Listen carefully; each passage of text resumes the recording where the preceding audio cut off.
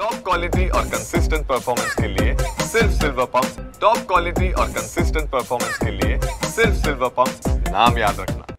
3 महत्त्वाच्या गोष्टी आहेत। एक तर मी तो व्हिडिओ पाहिलेला नाही, त्याच्यामुळे मी त्याच्यावर बोलू शकत नाही। हा पहिला मुद्दा।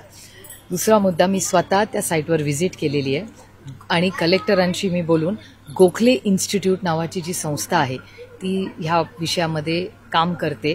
गोखले इन्स्टिट्यूटचे लोक इथे येऊन गेलेत आणि वॉटर टेस्टिंगचं जे काम महाराष्ट्र सरकार करतं त्यांच्या थ्रू वॉटर टेस्टिंग जे सॅम्पल्सही घेतलेले आहेत आणि त्याचबरोबर मी माळेगाव साखर कारखान्याच्या MDंनाही भेटून आलेले आहे आणि त्यानंतर महाराष्ट्र आपलं बारामतीमध्येच ह्या देशातलं सगळ्यात चांगलं कृषी विज्ञान केंद्र आहे। तिथे आर्टिफिशियल इंटेलिजन्सच्या माध्यमातून ऊस, त्याच्यामधला आउटकम आणि त्याच्यामध्ये येणारं सगळं घाणपाणी किंवा जे काही पोल्युटेड ॲफ्लुएंट्स असतील ज्याला आपण इंग्रजीत म्हणतो, ते सगळे पोल्युटिंग ॲफ्लुएंट्स जे असतात त्याच्यावर प्रक्रिया करून कसं त्याचं मॅनेजमेंट करता येईल ह्याचं काम चाललेलं आहे।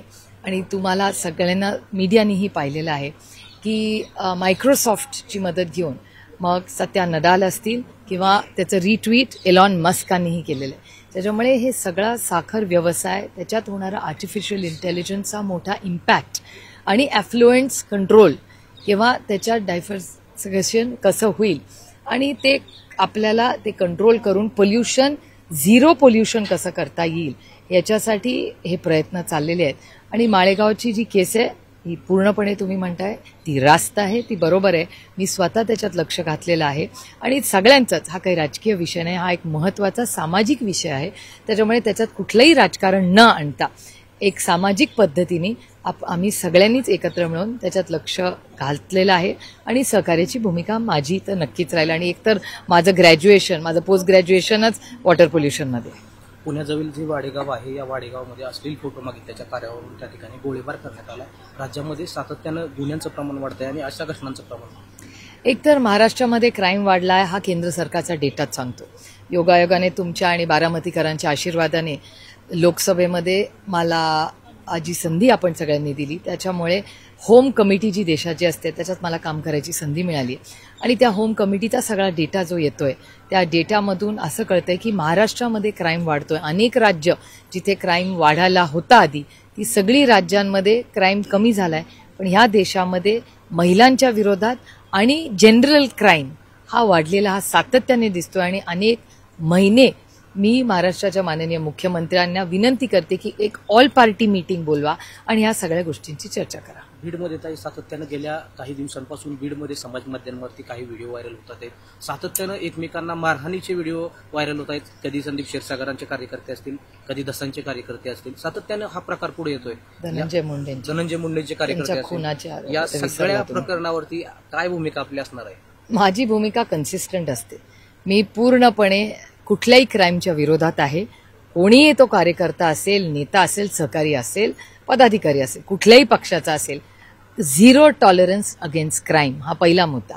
आणि दुसरा, बीडमध्ये गेले 5 वर्ष म्हणजे 2019 पासूनची मी पुण्याच्या पालकमंत्री आणि जे आता बीडचे पण पालकमंत्री आहेत त्यांना मी विनंती केलेली आहे की त्यांनी 1 वर्षाची इन्क्वायरी लावलेली आहे बीडची। मी त्यांना विनंती केलेली आहे, पत्रही लिहिलेलं आहे की त्यांनी पूर्णपणे 5 वर्ष 2019 पासून आजपर्यंत बीडमधले सगळ्या पोलीस यंत्रणा असेल किंवा तिथली DPDC असेल, या सगळ्याची किंवा तिथले कॉन्ट्रॅक्ट्स असतील, या सगळ्याची पारदर्शकपणे इन्क्वायरी झाली पाहिजे आणि राज्याला कळलं पाहिजे। मग तो संतोष भाऊची क्रूर हत्या असेल किंवा महादेव मुंडेंची हत्या असेल। आणि तुमच्याच चॅनलवर मी पाहिलं की महाराष्ट्राचे मुख्यमंत्री जे गृहमंत्रीही आहेत त्यांनीच स्वतः ऑन रेकॉर्ड सांगितलंय की 150हून का 200 लोक असे आहेत महाराष्ट्र, मला एक्झॅक्ट नंबर नाही माहिती पण खूप मोठा नंबर येतो की त्या नंबरचे त्या इतके लोक गायब आहेत। म्हणजे त्याच्यामुळे हे धक्कादायक आहे की इतके वर्ष 6 वर्ष तिथल्या नेतृत्वाने की ज्या पद्धतीने तो क्राईम वाढू दिला। त्याच्यामुळे जो सुरेश धसांचा शब्द आहे आकाच्या आकाचा आका, हे कोण सगळे आका आहेत आणि त्यांचे आका कोण आहेत हे महाराष्ट्राला पारदर्शकपणे कळलं पाहिजे। सरकारमधलेच मंत्री सातत्यानं 2 समाजात असतील किंवा 2 धर्मात तेढ निर्माण करण्यासारखं वक्तव्य त्या ठिकाणी बोलत आहेत। काय तुम्ही त्यांना वरिष्ठांकडे त्यांची तक्रार करणार किंवा काय तुमच्या माध्यमातून? मला असं वाटतं माननीय मुख्यमंत्र्यांनी याबद्दल एक 10 दिवसापूर्वी स्टेटमेंट केलं होतं की कोणीही अशी कुठलंही स्टेटमेंट करू नये. आता ते मुख्यमंत्र्यांचंच त्यांच्या ऐकत नाहीत, आपण काय बोलणार आहे. दुर्दैव आहे की सुसंस्कृत महाराष्ट्रामध्ये, कैलासवासी यशवंतराव चव्हाणांच्या महाराष्ट्रामध्ये हे वाचाळवीर दुर्दैवाने रोज वाढत चाललेत. हे महाराष्ट्राच्या हिताचं नाही.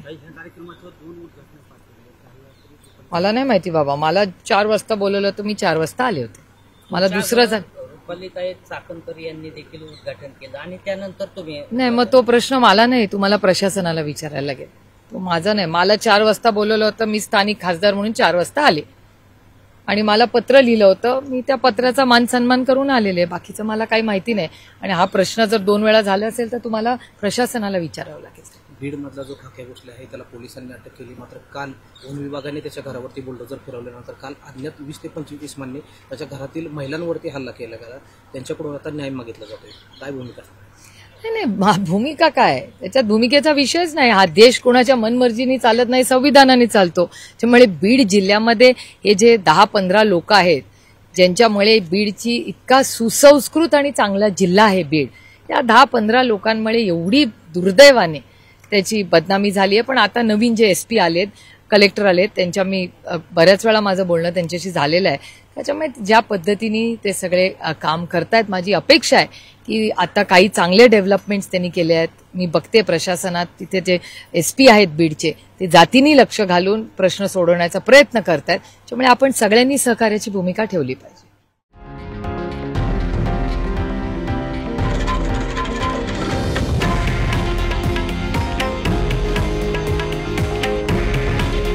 हे आहे देशातील नंबर 1 न्यूज नेटवर्क आणि आपण पाहत आहात TV9 मराठी. काळजी तुमची, हित महाराष्ट्राचं.